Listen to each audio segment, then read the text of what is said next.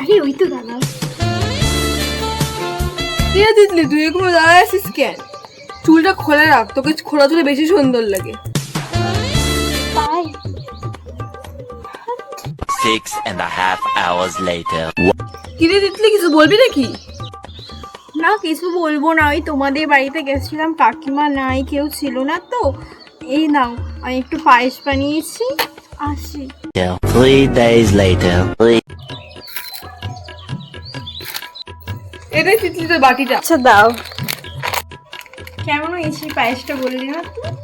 ভালোই হয়েছিল, যে কুলকাটা দেখ খাই। এটা তো আমি এটো করছি, দাঁড়াও আমি ঘর থেকে তোমাকে নতুন এনে দিচ্ছি।